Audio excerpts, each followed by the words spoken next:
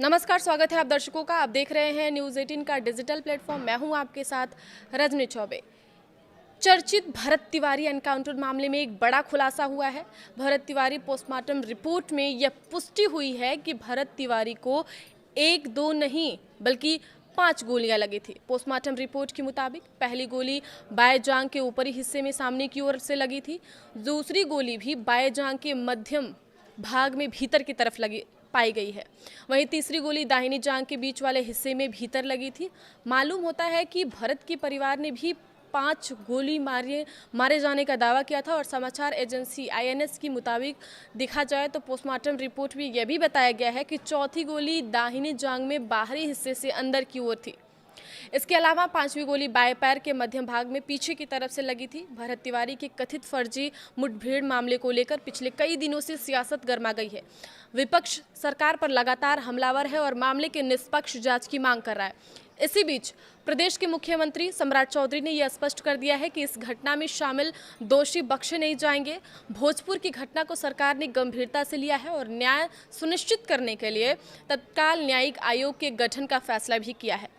दोषी के खिलाफ कार्यवाही तय। जी हां, सीएम सम्राट चौधरी ने गुरुवार को पटना में आयोजित संविधान हत्या दिवस कार्यक्रम के मंच से इस मामले पर सरकार का पक्ष रखते हुए कहा कि भोजपुर की घटना को सरकार ने गंभीरता से लिया है। न्याय सुनिश्चित करने के लिए तत्काल न्यायिक आयोग के गठन का फैसला किया गया है। उन्होंने ये साफ किया है कि यदि कोई दोषी पाया जाता है तो उसके खिलाफ कार्यवाही तक तय है। एक्शन मोड में सम्राट सरकार कार्यक्रम को संबोधित करते हुए सम्राट चौधरी ने कहा था कि जब भी कोई गंभीर समस्या सामने आती है तो सरकार तत्परता से उस पर संज्ञान लेता है। हाल ही में भोजपुर में हुई घटना पर त्वरित कार्रवाई करते हुए बिहार सरकार ने एक उच्च स्तरीय न्यायिक आयोग का गठन किया है। सरकार का उद्देश्य न्याय सुनिश्चित करना है और जो भी दोषी पाया जाएगा उस पर सख्त कार्रवाई की जाएगी। सीएम सम्राट चौधरी ने कहा है कि यदि 30 दिनों के भीतर भी आवेदन पर आदेश जारी नहीं होता है तो 31वें दिन संबंधित अधिकारी को सीधे सस्पेंड कर दिया जाएगा।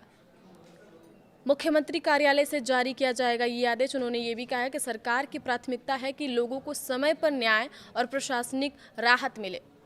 17 जून को हुआ था भरत तिवारी का एनकाउंटर। भरत तिवारी भोजपुर के बिलौटी गांव के रहने वाले थे। दावा है कि वह सोशल मीडिया पर नदी कटाव, भ्रष्टाचार और स्थानीय मुद्दों पर आवाज उठा रहे थे। 17 जून 2026 को पुलिस एनकाउंटर में मौत हो गई। पुलिस का दावा है कि वह हथियारबंद था और फायरिंग के दौरान मारा गया, जबकि परिवार और गांव वालों का ऐसा आरोप है कि उसने सरेंडर कर दिया था, फिर उसे गोली मारी गई। इसके बाद परिवार की शिकायत पर शाहपुर थाने में पुलिस अधिकारियों, एसडीपीओ समेत के खिलाफ हत्या का मुकदमा दर्ज हुआ। एफआईआर में परिवार के नाम हटाए गए। जी हां, एसडीपीओ को हटाया गया है। न्यायिक जांच आयोग रिटायर्ड जज की अगुवाई में गठित किया गया है। सीएम सम्राट चौधरी ने जांच का आश्वासन दिया है और महापंचायत भी हुई है।